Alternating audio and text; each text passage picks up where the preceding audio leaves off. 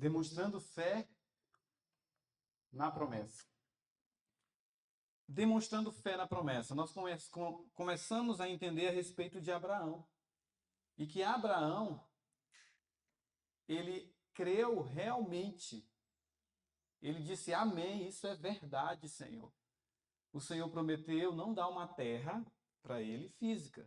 Né? O Senhor prometeu dar uma possessão eterna. Então ele disse assim, quando o Senhor falou, amém. Amém. Só que não é só dizer, eu creio, eu aceito. Amém, Senhor, é assim. Não é só isso. Na verdade, Deus providencia provas para que realmente você demonstre se crer ou não crer na promessa. E nesse momento nós vamos entrar nesse assunto. Como esse homem demonstrou fé na promessa do Senhor. E se fosse outro, será que faria a mesma coisa? Será que demonstraria dessa forma? Se fosse nós no lugar de Abraão, será que nós faríamos o mesmo? Então nós vamos abrir a Bíblia em Gênesis, capítulo 13. Gênesis, capítulo 13, verso 2. É bom a gente ler até o verso 8, do 1 ao 8. Alguém pode ler, por favor, em voz audível? Subiu, pois, Abrão do Egito para o Negueb, ele e sua mulher, e tudo o que tinha, e Ló com ele. Era Abrão muito rico em gado, em prata e em ouro. Fez a sua jornada do Negueb até Betel, até o lugar onde primeiro estivera a sua tenda, entre Betel e Ai, até o lugar do altar que dantes ali fizera. Ali invocou Abrão o nome do Senhor. E também Ló, que ia com Abrão, tinha rebanhos, gado e tendas. Mas a terra não podia sustentá-los para que habitassem juntos, pois os seus bens eram muitos, de maneira que não podiam habitar juntos. Houve contenda entre os pastores do gado de Abrão e os pastores de gado de Ló. Nesse tempo, os cananeus e os ferezeus habitavam na terra. Disse Abrão a Ló, ora, não haja contenda entre ti e mim, e entre os meus pastores e os teus pastores, pois irmãos somos. Obrigado, irmão. Esses versos demonstram muitas coisas importantes que nós precisamos aprender. Abraão recebeu a promessa. Foi para a terra de Canaã, peregrinou, teve uma fome na terra. E ele foi para o Egito. Essa parte vai ser um sermão que nós vamos fazer, Abraão no Egito. Talvez seja o último, que é o mais, como eu posso dizer, o mais esclarecedor que eu vi. Enquanto a gente estava, eu e o Ivan aqui, conversando sobre esses assuntos do capítulo de Abraão no Egito, irmãos, a gente ficou arrepiado. Eu saí daqui arrepiado de tanta maravilha. Mas voltando, Abraão sai do Egito, só que ele aumenta muito, e com ele, Ló. E agora tem contendas, tem problemas com os pastores de um e os pastores de outro, de forma que eles tiveram que se separar. Mas observe o que Abrão fala. Fala Ló, verso 8. Que não haja contenda. Te suplico, não haja contenda em nós, porque somos Isso aqui é profundo demais, irmãos. É profundo. Nós vamos ver agora. No Patriarcas e Profetas, diz assim: Abraão era superior a Ló em... Um era tio do outro.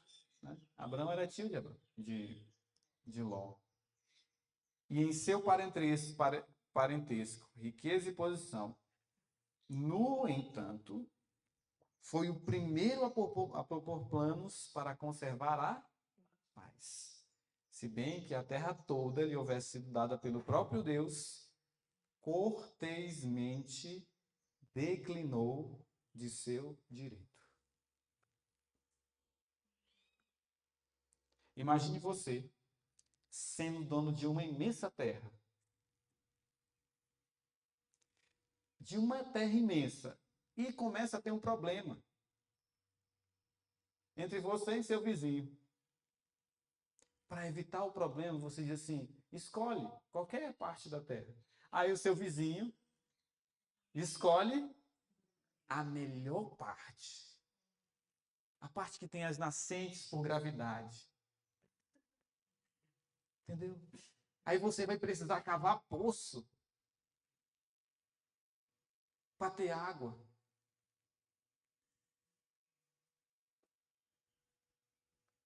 Por quê? Por que isso?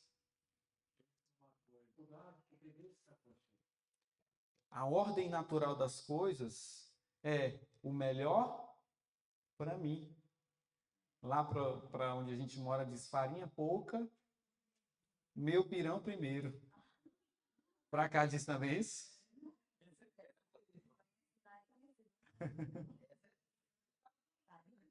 Lá para onde a gente mora é assim. Farinha tá pouca, primeiro é o que eu vou, meu pirão aqui, o que eu vou comer. Porque a farinha faz no pirão, né? Mistura com caldo, com água, e faz um pirão e a pessoa come. É assim. Farinha pouca, meu pirão, primeiro. Esse ditado, irmãos, esse ditado é o ditado de Ló. Deixa, eu fico com a melhor parte. A terra toda não era dele. Ele, na verdade, era só um parente. Parente, a terra era de Abraão. Quando o Senhor diz assim: e Abraão disse a Ló: ora, não haja contenda. O que Deus quer nos falar com essas palavras? Que não haja contenda. O que mais tem atrapalhado a causa da verdade no nosso tempo? Contenda. Contenda. Sim, contenda. Por que a contenda? Porque um quer uma melhor parte e o outro também quer a melhor parte. E começa a ter divergências, intrigas. Então está havendo muita contenda. Contenda. Contenda. Isso. Ontem eu estava conversando com o Ivan à noite sobre isso. E a gente estava meditando.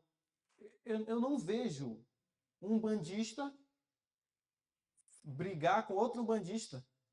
Se pegarem um respondendo o outro na internet.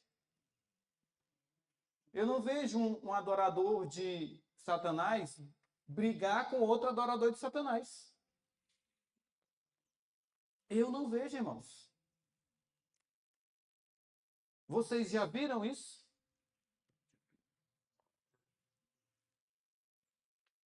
Os filhos das trevas, a palavra do Senhor diz que muito mais do que os filhos da luz. Nós temos toda a luz, mas estamos com contendas entre irmãos. Aí um irmão viu o outro fazendo algo de errado, ao invés de chegar no irmão, conversar com ele, resolver o problema, não. Contenda, vai falar para outro irmão. Aí outro irmão fala para outro, depois fala para outro, e aumenta, aumenta, aumenta. Quando chega no irmão, ninguém mais consegue saber o que é verdade e o que é mentira. Na verdade, tudo é verdade, Porque todo mundo acredita. Irmãos, que não haja contenda. Ellen White diz que a contenda, foi um dos pontos que impediu Israel de entrar em Canaã, que impediu a igreja de proclamar o alto clamor, da chuva serôdia cair, até hoje. Contendas. Que não haja contendas, irmãos. Não pode haver mais contendas. Abra sua Bíblia em Mateus capítulo 12. Mateus capítulo 12, verso 22. Nós vamos ler até o 26. Então, amém? Então trouxeram-lhe um possuído por um demônio, cego e mudo, e ele o curou, de tal modo que o cego mudo falava e via. E toda a multidão espantada dizia: não é este o filho de Davi? Verso 24. Mas os fariseus, ouvindo isso, diziam: este indivíduo não expulsa demônios, senão por Beelzebul, príncipe dos demônios. Jesus, porém, conhecendo-lhes os pensamentos, disse-lhes: todo reino dividido contra si mesmo é desolado, desfacelado, e toda a cidade ou casa dividida contra si não subsistirá. É assim, irmãos. Se Satanás, verso 26, expulsa Satanás, está dividido contra si. Como ele vai subsistir? Como o seu reino subsistirá? Não tem como. E a maior prova que o reino de Deus não está subsistindo aqui dentro é porque há contendas. Essa é a maior prova, irmãos. Como um reino dividido. E olha que nós não deveríamos ter um reino dividido.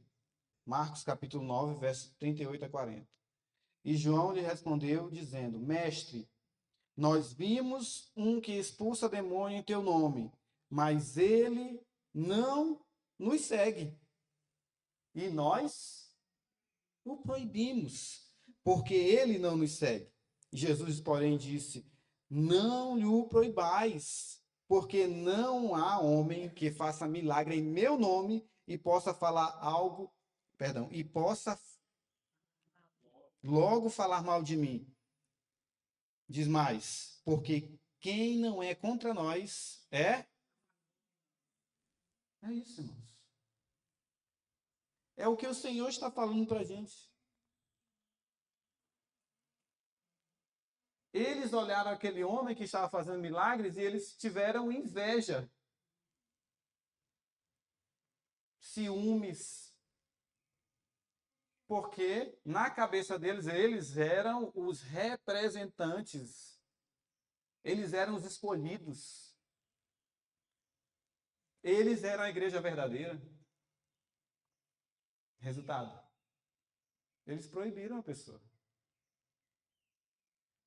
Não é isso que está acontecendo no nosso tempo? Não é assim que a instituição faz com algumas pessoas?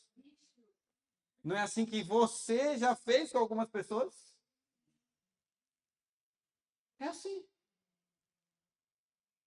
Todo reino dividido, irmãos, não avança. Se a pessoa está em nome de Jesus, deixe, Deus corrige.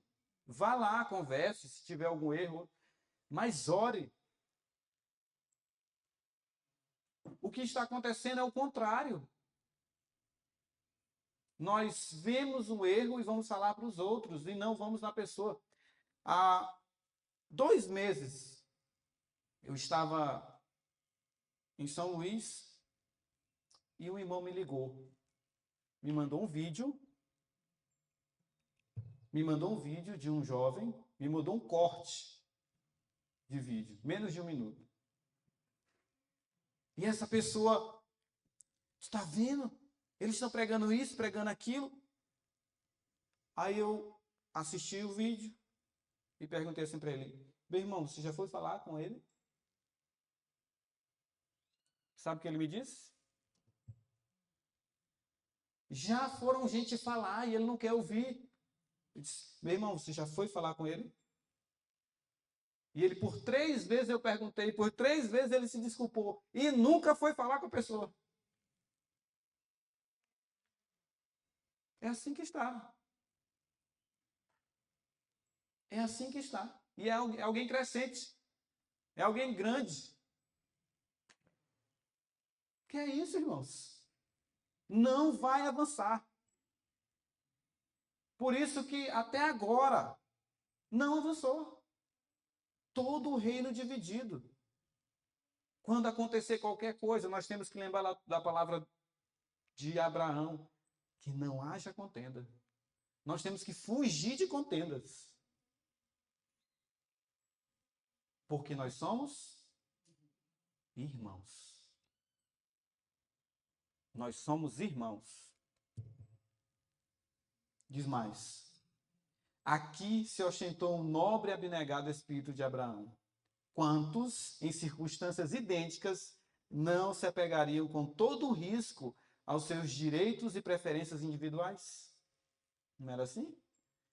Quantos lares não têm se dessa maneira se esfacelado?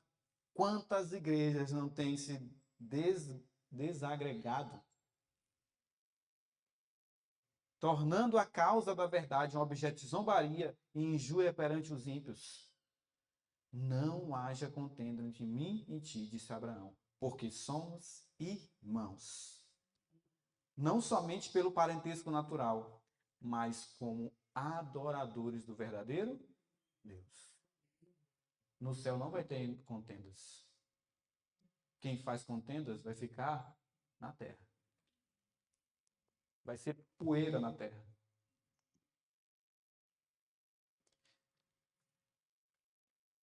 Quando entendemos a natureza da promessa de Deus a Abraão, podemos compreender o segredo da sua generosidade.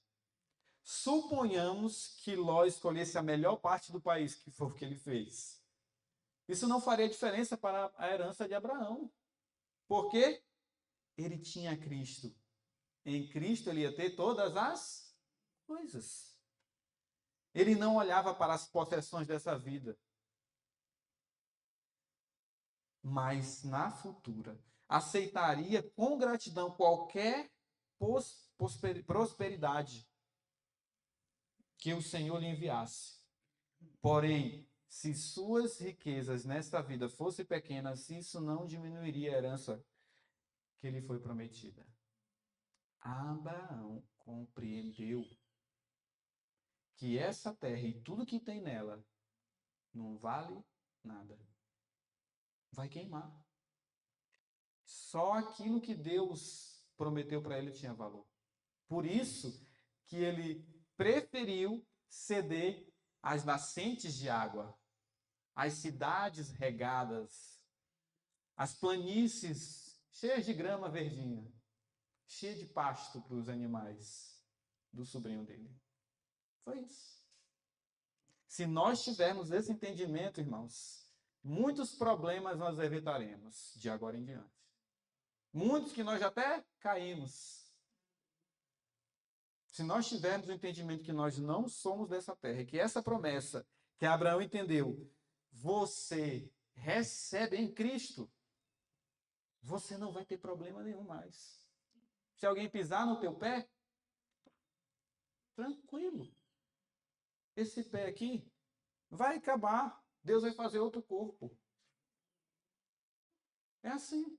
Acabou os nossos direitos, os direitos dos humanos. Não temos direitos humanos mais. Nós vamos ver por que não teremos isso. Não há nada como a presença e a bênção de Cristo para pôr fim todas as disputas ou para evitá-las. Na ação de Abraão, temos um verdadeiro exemplo cristão. Como o mais idoso poderia ter feito prevalecer sua dignidade, exigindo seus direitos, mas ele não poderia fazer isso como um cristão. Porque o amor, o verdadeiro amor, não busca os seus interesses. Seria bom a gente ter esse verso na mente. O verdadeiro amor não busca os seus interesses. O verdadeiro amor não busca os interesses egoístas. O verdadeiro amor, ele olha para as pessoas e vê que elas são maiores do que ele, porque o Senhor falou isso. O verdadeiro amor nos faz ser servos, servir e não ser servido.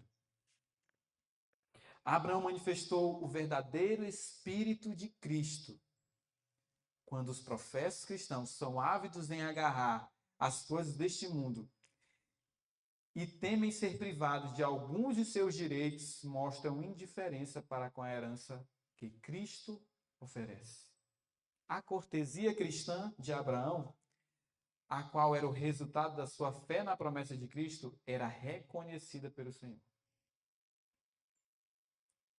Não mostre indiferença pela herança que Deus te deu.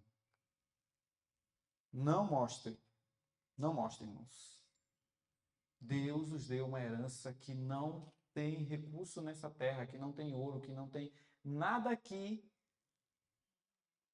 que consiga adquirir. Veja os bilionários que morrem. Quanto do seu dinheiro consegue dar mais um segundo de vida? Nenhum. Deus prometeu foi eternidade para o seu povo, eternidade. Deus prometeu a eternidade para o seu povo. Deus prometeu Cristo para o seu povo. Que promessa! Existe alguma coisa que pelo menos equipare nessa terra a essas promessas? Não há. E realmente, o que Abraão buscava? Abra sua Bíblia em Hebreus capítulo 11. Hebreus capítulo 11, verso 8. Hebreus 11, verso 8, vamos ler até o 10. Olhe o que Abraão buscava. Entenda que Abraão estava caminhando aqui, mas não era a terra que ele estava almejando. Não era essa. Diz mais. Pela fé, Abraão foi chamado para ir para um lugar que havia de receber posteriormente por herança.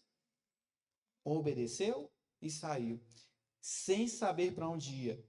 Pela fé, peregrinou na terra da promessa, como em uma terra estranha, habitando em tabernáculos com Isaque e Jacó, e os herdeiros com ele da mesma promessa. Por quê? O que diz aí no verso 10?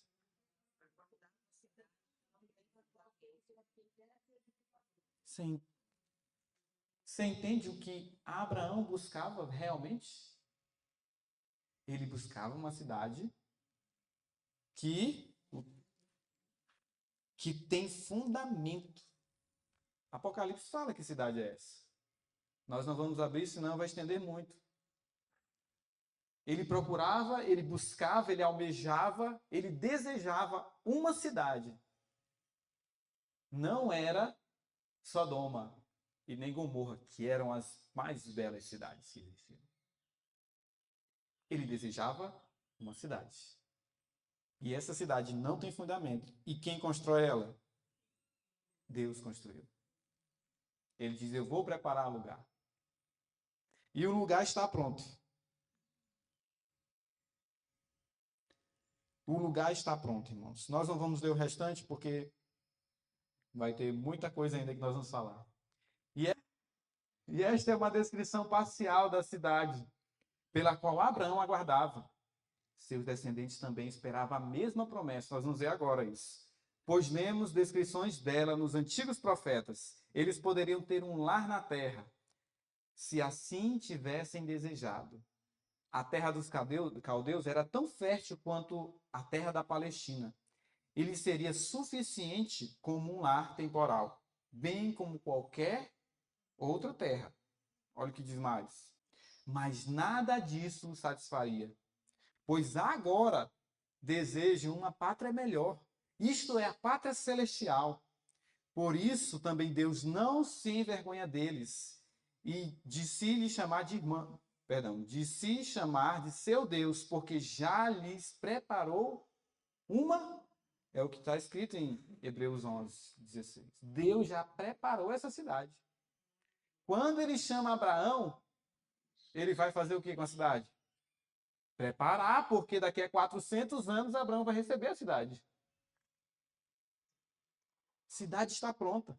Apocalipse 21 está pronto faz tempo, esperando um povo deixar de contender um com o outro e olhar para Cristo, para a promessa. Esta passagem conservada em mente nos guiará em todos os nossos estudos subsequentes sobre os filhos de Israel. De que Abraão e seus descendentes esperavam uma pátria melhor, onde Deus construiu. Eles não andavam pensando em casas, terras. Eles tinham casas, eles tinham terras, mas isso não ocupava a sua mente de forma que isso atrapalhasse a sua comunhão com Deus. Isso aí. Hoje, tem coisas que estão diante de nós que estão atrapalhando a nossa comunhão com Deus. Que estão ofuscando a promessa que Deus deixou para Abraão. Foi só para Abraão? Foi para quem? Para você. Para mim. E aí as pessoas às vezes passam dias e dias e dias e tem a promessa que vai abrir, tá aqui a chave que abre a cidade. E elas fazem o que com a chave? Guardam. Leia um verso. Leia e faça o seu devocional de manhã. Isso é o natural. Faz o devocional de manhã. Meio-dia, se você perguntar para a pessoa, o que você fez no devocional? Quem sabe? Eles procuravam um país melhor. O seu anseio, o seu desejo era um lugar melhor. E a gente está passando os dias, passa os dias e passa e passa e passa os dias, querendo um lugar melhor aqui na Terra, procurando terra por gravidade. Nascente, né? Terra que tem água por gravidade. É assim. Esse último ano nós procuramos uma terra. A gente queria mudar, nós moramos no campo, queria mudar. E lá na região que a gente mora só tinha um lugar que tinha água por gravidade. E era o nosso desejo. Oh, que maravilha! Ter uma água por gravidade. E oramos ao Senhor e fomos lá. Fomos negociar a terra. Quando chegamos lá, a pessoa subiu o preço.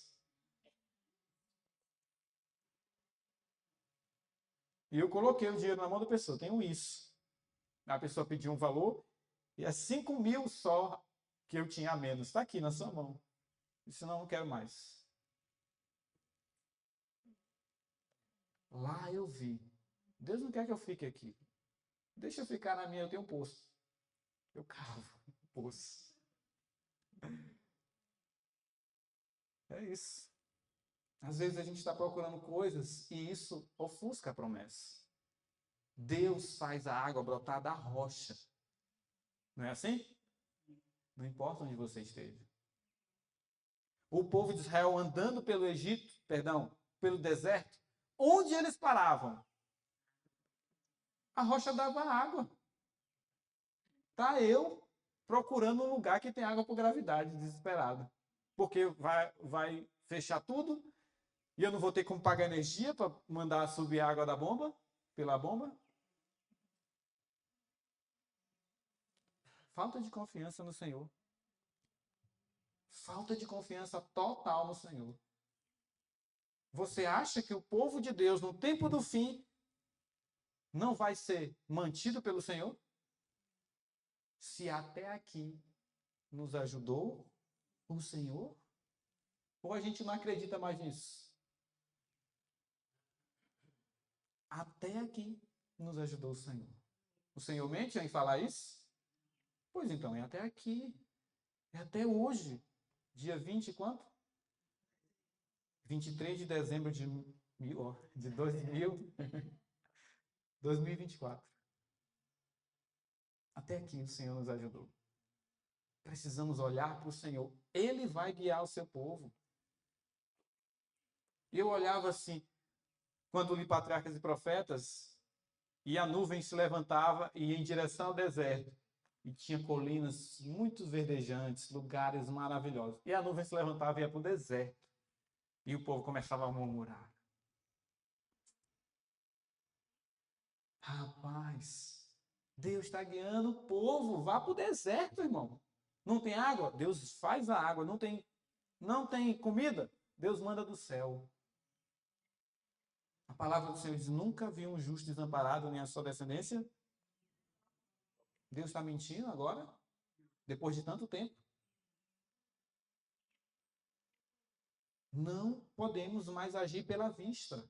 Não podemos mais agir como Ló, querendo o melhor dessa terra. Nós estamos nos aproximando do fim. Este é o fim. E por isso Deus tem levantado essas mensagens para que a gente olhe como Abraão. Como Abraão. Os verdadeiros filhos de Deus, filhos de Abraão, nunca esperam pelo cumprimento da promessa sobre esta terra atual. E sim, com respeito à terra feita nova. Os filhos de Deus pelo mundo inteiro são uma família. E o mesmo espírito de amor e conciliação os deve governar. O Senhor diz, amai-vos cordialmente uns com amor fraternal, preferindo-vos em honra uns aos outros. Se alguém tiver outra versão, gostaria que você abrisse. Que parece que a pessoa tá dizendo, que o Senhor está dizendo assim, você tem que se preferir ao invés dos outros. O que diz na sua versão?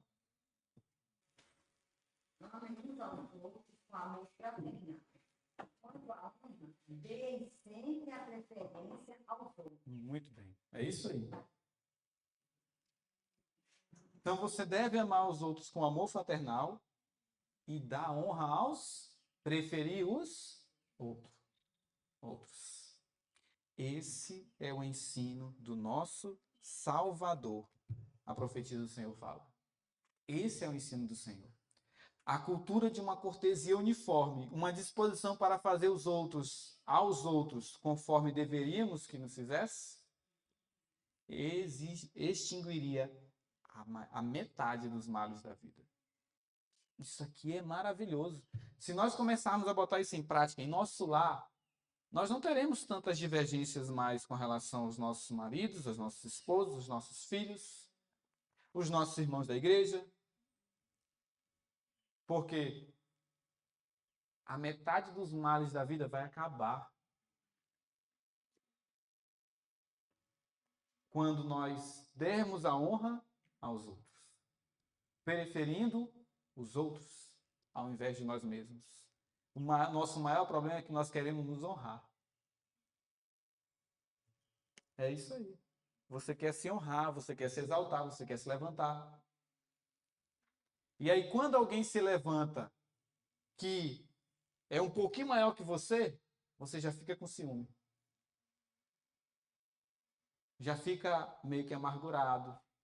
Já fica desejando, cobiçando, porque a pessoa está maior. Isso é a causa de todos os males aí que nós estamos vivendo nesse momento. Isso atrapalhou até aqui, o avançamento da mensagem da justificação pela fé. Até aqui, irmãos. Até hoje, até neste dia tem atrapalhado. O espírito de engrandecimento próprio é o espírito de quem? Então, quem está se engrandecendo? Quem está preferindo a si? está recebendo o Espírito, não está? Interessante. Olha o Espírito que a gente pode estar recebendo.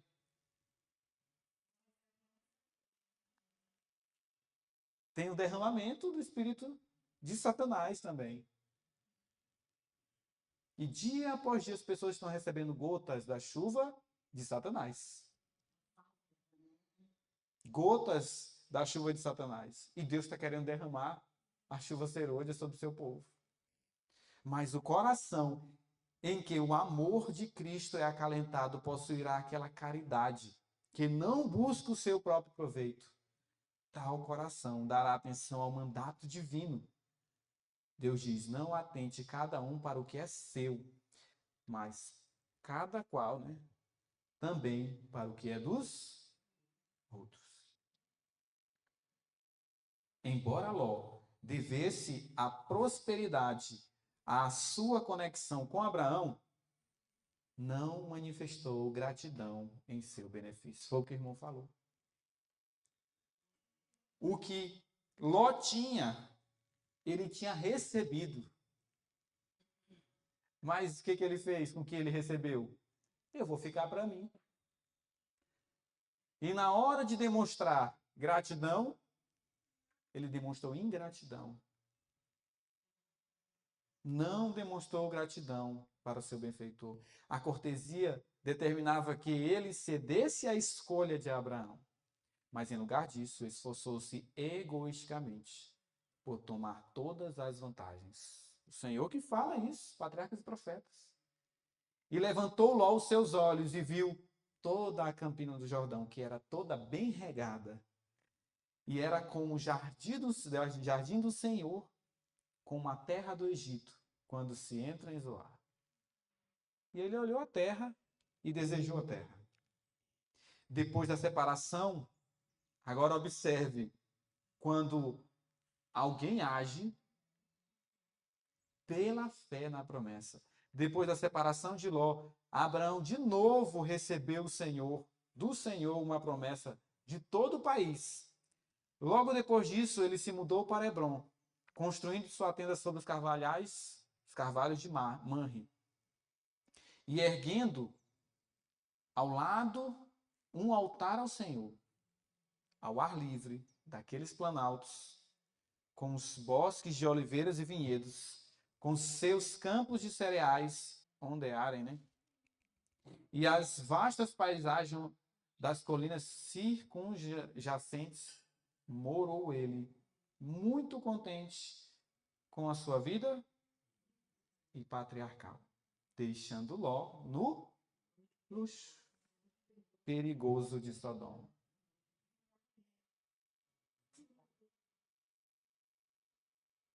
Foi isso que aconteceu. Quantos, se tivéssemos no lugar desses homens, faríamos o mesmo que Ló? Preferiríamos o luxo, a facilidade, a praticidade. Quantos? Quantos não estão fazendo isso? Irmãos. Mas Abraão morou muito contente, tendo que cavar poço. O povo de Deus são os seus representantes na terra, e é seu desígnio que eles sejam luzes nas trevas morais deste mundo. Ellen White fala assim: provações pacientemente suportadas, bênçãos recebidas com agradecimento, mansidão, bondade, misericórdia e amor manifestados habitualmente são as luzes que resplandecem no caráter perante o revelando o contraste com as trevas que vêm do egoísmo e do coração natural. Irmãos, Deus, quando eu recebi o convite para vir para cá, eu orei ao Senhor, pedi para ver o que era realmente que eu tinha que fazer. Alguns irmãos iam para minha casa e no final de ano nós iríamos fazer algo parecido com isso aqui, né, com um congresso, mas bem simples, né, para poucos irmãos. E eu fiquei sem saber, Senhor, o que é que eu faço? Então eu orei ao Senhor. E o Senhor me respondeu por 2 vezes, para eu vir para cá. por 2 vezes. Como há muito preconceitos, eu vou evitar não falar como o Senhor respondeu. Uma das vezes eu abri a palavra do Senhor, estava lendo o livro de Gênesis, de Êxodo. Eu mandei até esse texto para o Ivan. No meu devocional, eu pedi, orei e me ajoelhei, Senhor, mostre a sua vontade. E o Senhor disse, vá. No livro de Êxodo. E eu até mandei para ele. Eu disse, irmão, eu vou, mas eu tenho que desfazer aqui tudo com o meu planejamento. Tudo bem. Aí fui para minha casa, eu estava no Maranhão nesse momento. Fui para o Ceará, que é onde a gente mora, e comecei a trabalhar, porque nós tínhamos um compromisso de volta no Maranhão, agora, no final do ano. E nós fomos convidados lá atrás, há 2 meses.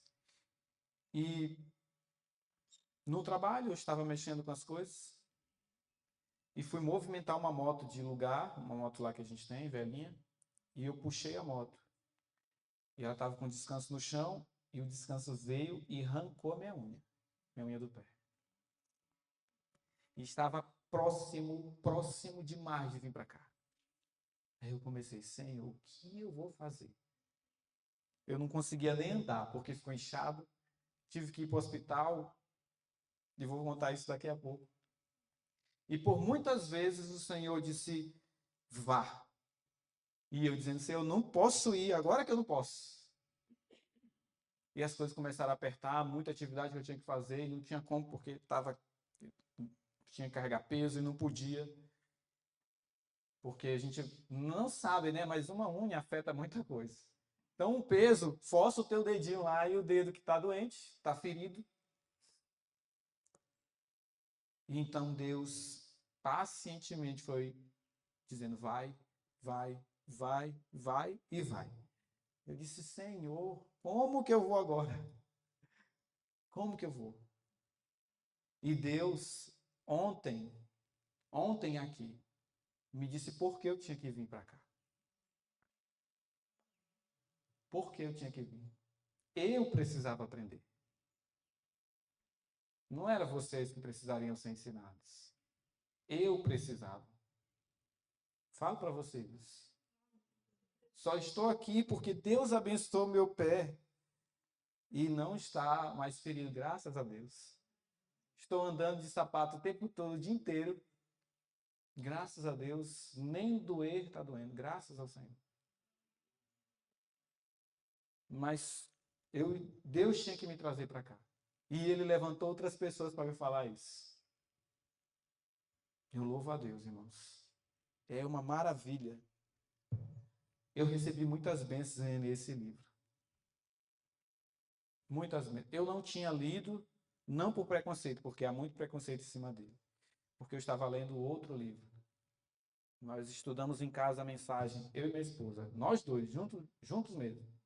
Ela lê, eu leio, nós comentamos, nós estudamos, nós vamos procurar coisas na Bíblia para ver se é verdade.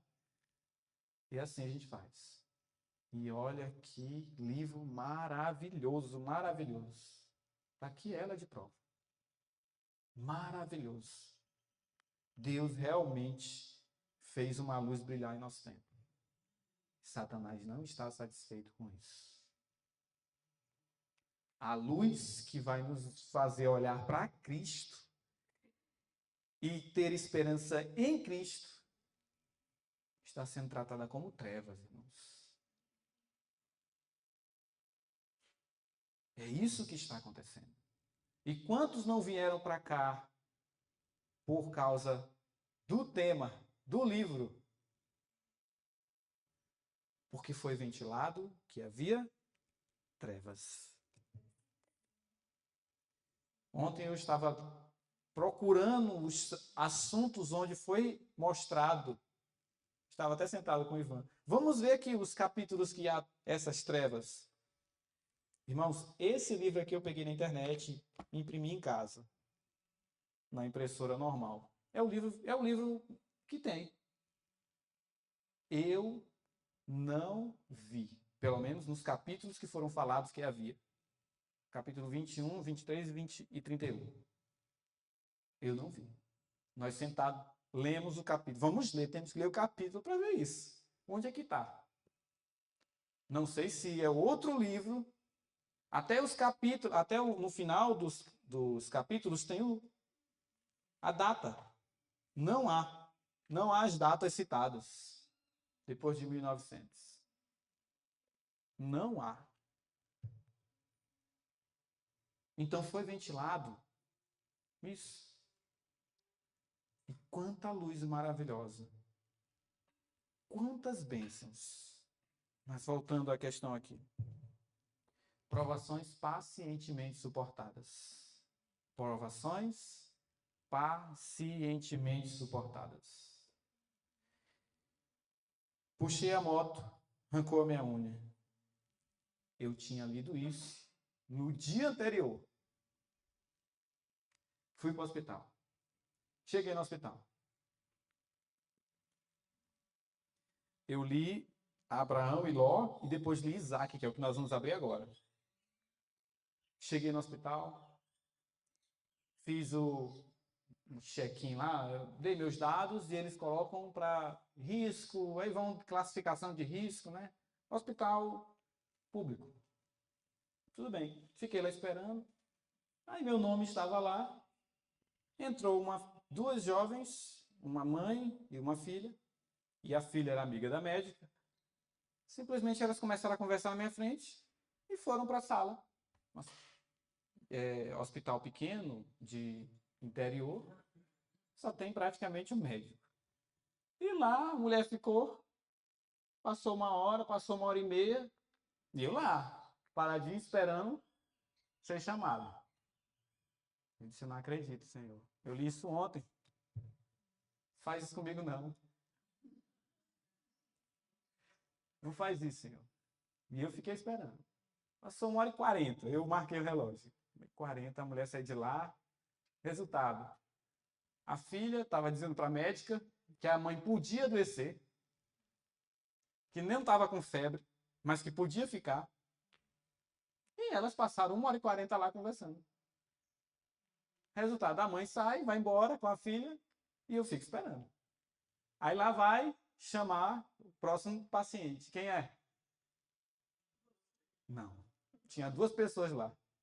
Mas já tinham sido atendidas de manhã. E estava lá. Aí a médica chamou, não veio ninguém. Aí passou, aí a pessoa que estava na secretaria foi lá. Olha, só tem ele. Passou mais 20 minutos, ela chama o segundo paciente. Provações pacientemente suportadas. E lá eu, esperando. Aí eu vou lá e digo, olha, só tem eu, não tem mais ninguém. Todo manso, todo calmo. Ela disse, não, vai lá que eu vou só resolver o assunto aqui. Tudo bem, a mulher ficou no celular, a médica. Tá ok, fiquei lá. Minha esposa na cidade, correndo de um lado para o outro, resolvendo umas coisas, e eu lá. Nós chegamos no começo da tarde, já era quase 5 horas. O tempo passou, aí ela me chama. Nem olha para mim, e eu pergunto, vai precisar tirar a unha? Aí disse, vai. Vai usar anestesia, né? Claro, tem que usar anestesia. Aí ela me deu uns papéis, eu fui para outro local, lá eles me mandaram para outro local, onde eu seria atendido para tirar a unha. Perguntei nesse local, vai precisar de anestesia, né? Claro. Fui lá para o outro. Vai precisar de anestesia, né? Tem que precisar. A técnica de enfermagem já veio com todo o aparato, veio com anestesia. Sou benção, não vou nem sentir dor. Aí lá a médica que me atendeu chega para fazer o procedimento. Aí ela fica sentada, encostada numa mesinha, com o celular na mão, mandou mensagem. 10 minutos. E eu deitadinho na cama, orando. Senhor, me dá paciência, Senhor. Eu não suporto. Aí na minha mente, provações pacientemente suportadas. Provações pacientemente suportadas. Me ajuda, meu Pai. Aí simplesmente ela colocou a luva aqui e disse, você nem precisa. Pegou, arrancou a unha com a mão.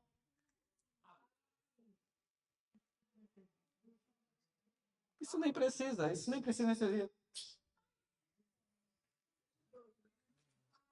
Foi 2 dores, gente. Aqui foi quando eu puxei a moto, e aqui foi quando ela tirou a unha. Aí ela foi, simplesmente fez isso e disse, ó, faz o curativo aí, e foi embora. E a técnica me dizendo, falando para mim, tudo estava aqui. Está aqui, ó, todas as coisas. Eu disse, eu sei por quê. Eu sei por quê. Não se preocupa não, tá tudo tranquilo. Não se preocupe. Uma dor, rapaz, é tirar uma unha. 40% da unha ainda estava colada. Não era? 60% estava solta, mas 40% estava coladinha. Foi assim. E aí, quando eu saí de lá, eu terminei de ler o capítulo que nós vamos ler agora. Eu disse, Senhor, realmente, nós temos que olhar para o céu. Eu tenho que olhar para o céu, não para as pessoas. Minha irmã está dizendo que tem 10 minutos, irmão. Misericórdia. Olha o que diz. Isaac. Nós poderíamos ler Isaac, né? Vamos ler. Gênesis capítulo 26. Provações pacientemente suportadas revelam se nós somos dessa terra, se nós almejamos as coisas dessa terra, ou se a nossa pátria celestial é no céu. Provações pacientemente suportadas.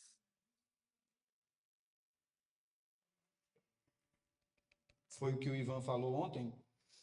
26, verso 12 a 17, diz assim: Isaac semeou naquela terra, recebeu no mesmo ano 100 vezes o que ele semeou, 100 vezes mais. E o Senhor o abençoou. E o homem se engrandeceu e foi adiante e cresceu até ser muito grande, porque ele tinha posses de rebanhos e posses de gado e quantidade de servos e os filisteus o invejavam. Verso 15 de Gênesis 26. Porquanto todos os poços e os servos de seu pai haviam cavado nos dias de Abraão, seu pai, os filisteus haviam fechado e enchido com todos os poços de Abraão foram fechados e enchidos com terra. Verso 16. E Abimeleque disse a Isaac: sai de nós, pois é muito mais poderoso do que Isaac estava naquela terra dos filisteus. E ele estava usando os poços do seu pai, que ele tinha cavado. E ele se engrandeceu no sentido de que ele prosperou muito naquela terra. Mas o inimigo não estava satisfeito com isso. Então o inimigo usou Abimeleque para quê? E eles fecharam os poços. Imagine você cavar um poço numa terra sua, e alguém vir jogar pedra, terra, encher. O que você vai fazer? O que você vai fazer? Verso 17. Isaac partiu dali e armou a sua tenda no vale de Gerar e habitou ali. Olha só. Por que Isaac agiu dessa forma?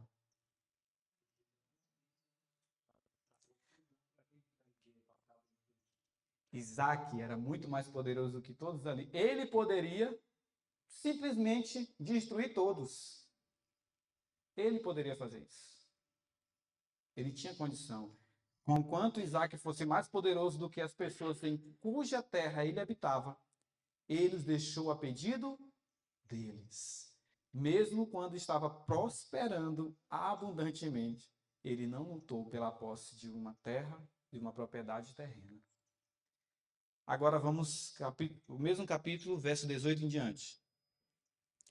Isaac cavou novamente os poços de água que eles haviam cavado nos dias de Abraão, seu pai, pois os filisteus haviam fechado depois da morte de Abraão. E ele chamou os seus nomes, segundo os nomes pelos quais o seu pai havia chamado. E os servos de Isaque cavaram no vale. E encontraram ali o quê? Corrente, água de nascente, olha, água por gravidade. E os pastores de Gerar contenderam com os pastores de Isaque, dizendo: a água é? E ele chamou o nome do poço de Ezeque, porque contenderam com ele. E eles cavaram outro poço, e contenderam por aquele também. E chamou o nome de Sitna. Verso 22. E ele partiu dali e cavou outro poço. E por aquele eles não contenderam. E chamou o nome dele de Reobote.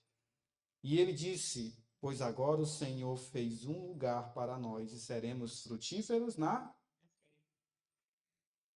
Foi exatamente isso que aconteceu. Ele cavava um poço, encontrava água, não era fácil encontrar água. Não era um lugar como o de Ló. Não era fácil. Então ele cavava o poço e o povo, esse poço é nosso. Às vezes o problema é o cachorro do vizinho que está latindo. E latiu a noite inteira. É isso. Às vezes é uma música que o vizinho colocou. E você... É isso. Às vezes é coisa simples. Um lixo que o vizinho colocou na sua porta. Quantas contendas eu não já vi por questão de lixo? Se nós tivéssemos o mesmo Espírito, o mesmo Espírito foi manifestado após ter ido habitar em Gerar. Os servos de Isaque cavaram novamente poços, que haviam pertencido a Abraão. E também cavaram no vale e encontraram águas vivas, nascentes. Mas os pastores de Gerar porfiaram com eles, dizendo: esta água é nossa. Isaque tinha a promessa de um país melhor, ou seja, uma pátria celestial. Essa era a promessa. E, portanto, não contenderia pela posse de uns poucos quilômetros de terras neste planeta amaldiçoado pelo pecado. Porque deveria fazê-lo. Porque ele deveria contender.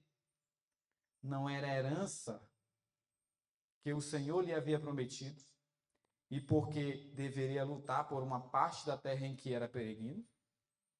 É verdade que ele tinha que viver, mas permitiu que o Senhor dirigisse isso para...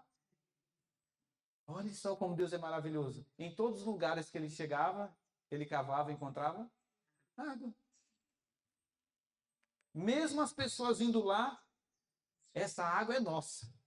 E ele ia para outro lugar e encontrava? É isso, irmãos. Ele cria realmente no Senhor Jesus Cristo. Ele sabia que o Senhor estava guiando. Ele acreditava na promessa de um país melhor. E ele dependia do Senhor. Quando forçado a sair de um lugar, partia para outro até finalmente encontrar repousos. E daí o que ele falava? Olha a bênção, irmãos. O Senhor nos concedeu esse lugar. Nisso ele revelou o verdadeiro espírito de... Quando injuriava, não injuriava. E quando padecia, não ameaçava, mas entregava-se àquele que julga justa. Esse é o espírito de quem crê na promessa. Nisto temos um exemplo: se somos de Cristo, então somos descendentes de... Somos semente de Abraão e herdeiros conforme a... Se você é de Cristo, você vai agir como esse rapaz agiu aqui. Portanto, devemos realizar as obras de Cristo. As palavras de Cristo é: não resistais ao mal. Mas se qualquer bater na sua face direita, você oferece a esquerda. Enquanto a mulher estava arrancando a minha unha, eu lembrei de Cristo. Como ovelha muda, perante ao matadouro, ele não abriu a. Foi exatamente isso. Dá outra túnica. Dá outra túnica. Oferece a outra face. Não é fácil, irmão. Isso aqui não é fácil. Essas palavras são vistas como fantasiosas por muitos crentes e impraticáveis. Mas são vistas e fantasiosas e impraticáveis por aqueles que não são descendência de não são herdeiros da promessa. Cristo as praticou e temos outro exemplo no caso de Isaac também que praticou. Logicamente se dirá, se defendemos os nossos direitos, se não defendemos os nossos direitos, obrigado, as pessoas tomarão tudo que nós temos. E assim realmente ia acontecer. Se Deus não cuidasse de nós. Agora, como Deus cuida de nós, quem que defende os nossos direitos? É Deus. É isso. Deus cuida do seu povo, ele vai defender o direito do seu povo. Só que o direito do seu povo não é ter um poço aqui. O direito do povo de Deus é o quê? Um país melhor, uma cidade cujo construtor é o próprio Deus. É ter Cristo dentro de si. Então esse é o direito do seu povo. Satanás é o dono dessa terra. Aqui ele manda, por enquanto. Aqui ele manda. Então, se nós perdermos algo aqui, alguma coisa, nós temos que ter essa mesma visão. Mas se perdermos tudo o que temos nesse mundo, se praticarmos o que o texto diz, ouvimos dizerem, bem, mesmo assim, não estaremos em piores circunstâncias do que Cristo, o Senhor, quando esteve aqui na terra. Devemos recordar que vosso Pai Celestial bem sabe que você necessita de todas essas coisas. Aquele que cuida dos pardais é capaz de cuidar daqueles que lhe confiam a sua situação. Vemos que Isaac prosperou, mesmo sem lutar pelos seus, sem direitos humanos. E Isaac prosperou. A promessa que lhe foi feita também nos é dirigida pelo mesmo Deus. Que promessa é essa? Quando eles eram ainda poucos em número, sim, muito poucos, e estrangeiros na terra, quando andavam de nação em nação, de um reino para outro reino, não permitiu que ninguém os oprimisse, e por amor deles repreendeu reis, dizendo, não toqueis nos meus ungidos, não maltrateis os meus. Esse mesmo Deus ainda toma conta daqueles que depositam a sua confiança nele. Esse Deus. Nós temos que confiar no Deus. E se você for ver, Salmos está fazendo referência quando Jacó sai da casa de Ló e ele passa por um local, sai de perto do seu irmão, de Esaú. Ele já saiu de Ló e passou por Esaú, né? E aí, alguém pega a sua filha e abusa da sua filha. E os filhos de Jacó destroem toda uma cidade. É nesse ponto que Davi está se fazendo referência. Por amor deles, ele disse, não toqueis nos meus ungidos. É exatamente isso. E quando Abraão estava no Egito, e Deus fez cair pesadas pragas sobre a casa de Faraó. Abraão foi para o Egito quando teve fome na terra. E por amor de Abraão, o que aconteceu? o Senhor repreendeu o faraó. É assim, irmãos. Então, quando você estuda esse texto aí, só se referir aos pastores. Davi faz referência a esses assuntos. Exatamente esses dois momentos, Davi faz referência. Ungidos é aqueles que têm Cristo dentro de si. Esses são ungidos. Não é a unção não é exterior.